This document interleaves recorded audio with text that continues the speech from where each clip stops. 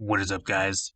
This is the official in-depth guide for the newest champion in the realm, Corvus the Magistrate's Blade, and the newest support we did get introduced to about 2 weeks ago. Now, I've been playing Corvus. I've got him up to about level 25 now.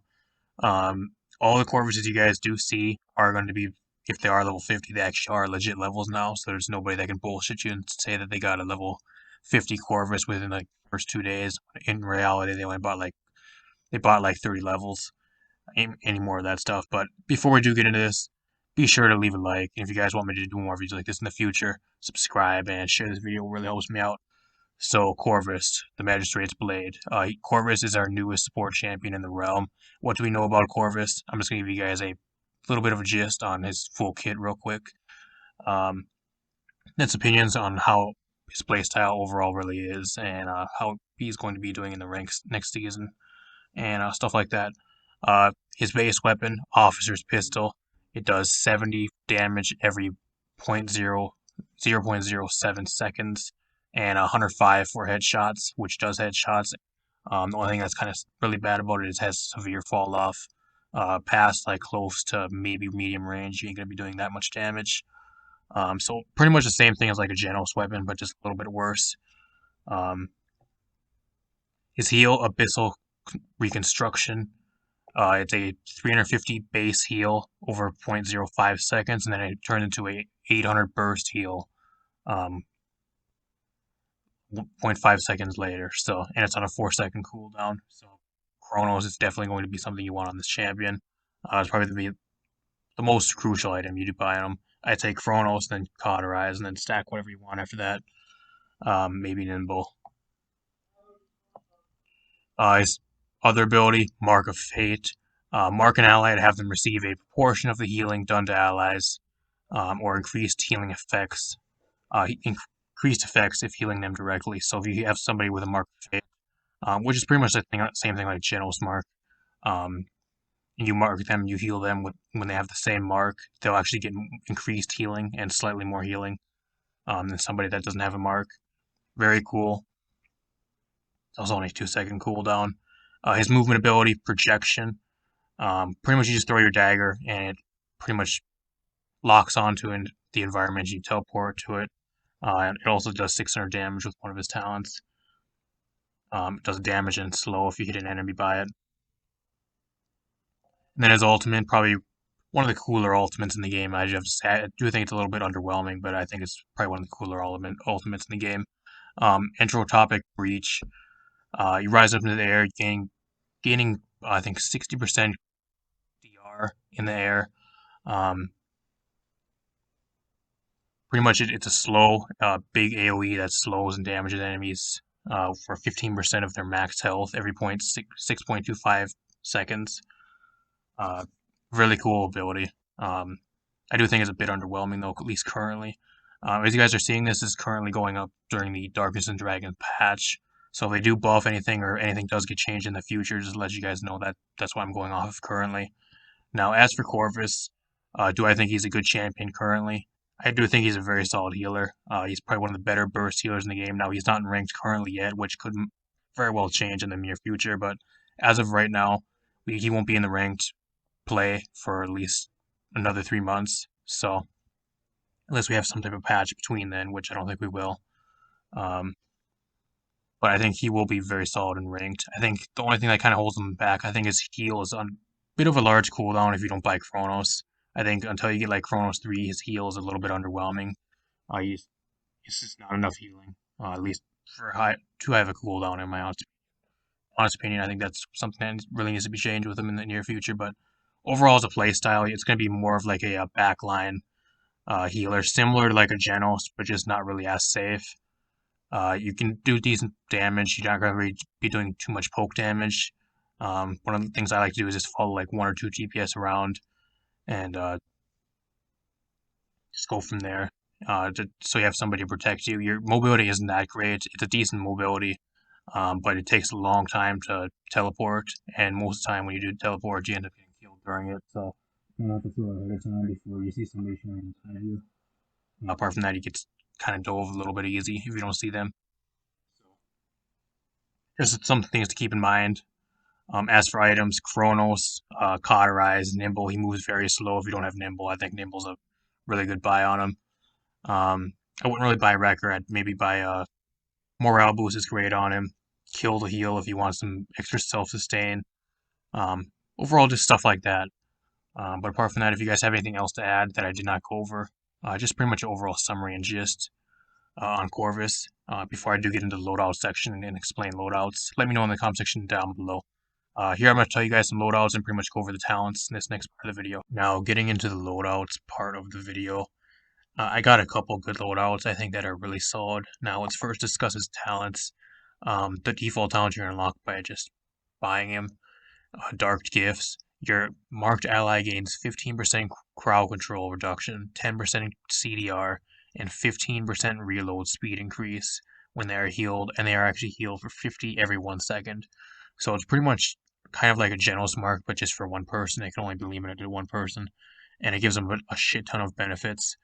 Now, I'm going to be completely honest with you guys. I think his most viable talent is going to be Spreading Influence. It just has a little drawback, and it's the only talent that can really like keep a full team's fully sustained if you want to run him as a main healer. The only way you're going to be running Dark Gifts is if you have a comp with 2 healers and you're an off healer. You need to pick like a damage, like a DPS that you can, or a flank that you can pocket. Something like a Koga. It's great with Leon, Tiberius. Something that really likes cooldown reduction and the reload speed mainly. Um, Crowd control is kind of just an added benefit most times, just because it really depends on the other team. But something that really likes the 10% CDR and the 15% reload speed just right out of spawn. You're going to be hard pocketing them pretty much the entire game if you have a comp with like 2 healers. So be warned, with Dark Gifts, you cannot keep up an entire team with like 2 tanks, 2 DPS, and just 1 healer by yourself with Dark Gifts. I tried it; it's very difficult, if not impossible. His other talent, Spreading Influence, decrease the percentage of healing given to marked targets by 15%, but you can have 2 marks at a time. So you can have 2 marks plus you can heal somebody else that isn't marked. So essentially, you can heal 3 people at once. Probably his best talent. And you have Stunning Visage, which I'm probably going to say is probably his worst talent, but I'd say it's more situational. It can work in some instances. Enemies hit by protection are stunned for 1 second, and any enemy caught between you and your protection when you teleport takes 600 damage. So, kind of a utility talent. For this first loadout, though, this is going to be your full-on, just like pocket, pick somebody to pocket, and you just pocket them all game loadout. You're going to max out the lifesteal, throw that up to 15%, or that's the movement speed. 15% movement speed to your marked target. Max out the lifesteal, grants 25% lifesteal to your marked target. At that point, you use pretty much, you put 2 into the shield, so you're getting a 100 health shield. And then pretty much these last 2 are kind of just filler. A little bit of self-sustain. It's pretty much the exact loadout I do run for gifts currently. I think it's going to be the best loadout, if I'm being completely honest. Now, you're going to only be using this loadout if you have 2 healers on your team anyways, and you're going to be hard pocketing somebody, or even like a tank or something like that at times. This loadout is really good for. And you really don't have that much self-sustain, it looks like, but you're going to be getting the lifesteal back to whoever you pocket anyways. So if you see you have like a burst mode Victor, any damage he does, you're going to be healing for. So it doesn't really look like too much self-sustain, but when you're pocketing somebody and they're doing damage, you're going to be getting a lot of health back anyways. So I'd say that's probably the most valuable and probably the only like loadout you can really run with Dark Gifts. As for Spreading Influence, there's a number of loadouts that I would recommend, and I do use myself. Now, I would actually create separate loadouts depending on what your team really needs. I'd actually create like a separate loadout just with max movement speed, and then you run 4 other cards, and then max lifesteal, and then 4 other cards. That's what I personally do, just depending on what kind of team comp you have. If you want more movement speed, then you got your max movement speed. If you have something that has like a lot of lifesteal and something like a Vivian, Victor, or something that you can like put marks on all game with Spreading Influence, and you're going to be getting a lot of lifesteal, and the lifesteal benefits your team a lot more than movement speed, then you can run a loadout similar to that. But mainly you're going to be running these 2 cards at a 5, then you're going to run either one of those cards. Other stuff I'd run, um, I'd actually run what's Shadow Tribunal at a 5. Now you're gonna be switching this card, the movement speed, out with lifesteal depending on what you really need. I'd make 2 separate loadouts with both of those cards separately, and then I actually put this card at a 5 in all my loadouts. Grants marked allies 25, or not this one, Shadow Tribunal, that's the one. Mark of Fate now provides its target an initial 10% healing, so you're getting 15% healing less. So pretty much with the Spreading Influence talent, it's realistically only 5% less healing if you run this card at a 5, which is what I would do in like all your loadouts. You're gonna be running that and stuff. So other cards,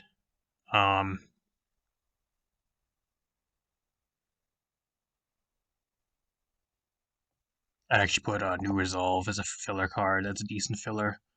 A lot of these other cards, I'd actually put this Price of Salvation in there as well. This here is a filler card. It's kind of just filler after those 2 cards. It's really what you kind of want. This one here is a really good filler card as well. Commendation. Increase the healing you do by 2 to 10% while you're at or below 60% health. That's a really good filler card. I actually put that in a lot of these types of loadouts as well. So something like this, pretty much, is kind of what I run. You switch this card, either movement speed or max lifesteal for the first card. You run Shadow Tribunal out of 5, so you'll have 5% reduced healing, but you get the 2 extra marks. You have 2 marks instead of 1, and then you kind of just throw 3 filler cards. That's pretty much what you really run here. If you're running Spreading Influence, that's pretty much mainly what I would run, and probably the best loadouts, I'd say. There's one more loadout I'm gonna discuss real quick. Shit, I can't talk. Now he does have DR. Now this is something you actually run as well. You can actually run something like this. Now this only procs. It does not proc on marked targets. It's only on targets that you have the Abyssal Reconstruction heal applied to. So it does not affect marked targets, which kind of sucks. But reduce the damage taken by an ally healed by Abyssal Reconstruction by 5% for 1.5 seconds at a 5. So say you have like 2 tanks. For 1.5 seconds, they're taking 5% less damage. I don't think it's really enough DR to really justify running in most loadouts. But if you really want to run it, you're going to be running a tank with like, I don't know, some like beefy tanks like ROM or something that can really benefit from DR, or stuff that really doesn't have too much like shields or stuff like that. Then 5% DR can benefit decently well. I think it would be a justify running. This is also another one of my loadouts, something similar to this. Granted, these 3 cards are all kind of filler, but it's mainly just these 2 cards. I don't think really the DR is, like I said, really enough to justify running it at a 5. But then again, you really don't get barely any, like 0.3 seconds for 5% DR. It's not really enough to justify to run. I actually think this card needs some type of buff. But I just kind of want to throw it in there just to give you guys some more ideas. That's mainly what you're going to be running. As for other cards, little bit of DR. I don't know. I wouldn't really say his last talent is viable. I'm not really going to talk about it very much, but some cards that you can maybe use with his last talent is Stunning Visage. Abyssal Shift wouldn't be too bad. Battle Ready is a good filler card. By My Will is a good card for Stunning Visage, just because you're going to be playing it more like a flanked character instead of like a healer. Explanatory Power, increase your movement speed after activating projection. That's a decent card if you're going to be running Stunning Visage. Priority Targets, that would be a decent card, just so you have your movement ability down, a lower cooldown every time you heal somebody. You can get a lot more stuns off with that talent. And this Unyielding Discipline, I guess, is decent for, I guess, teams that are more grouped up. If you hit like 2 people, then you can get like 2 or 3 seconds off your stun. Apart from that, I'm not really going to talk about his other talent very much. I don't think it's really that viable. It's kind of more of like a meme talent or a very situational pick, in my honest opinion. Yeah, apart from that, let me know what you guys think in the comment section down below. Is there anything I forgot to discuss, forgot to add? If there's something I should have talked about, let me know in the comment section down below. Let us all know. If you guys did enjoy this guide on Corvus, you guys want me to do more videos like this in the future, let me know by leaving a like and subscribing. Really helps me out sharing the video. and I'll see you guys in a future video. Thanks for watching.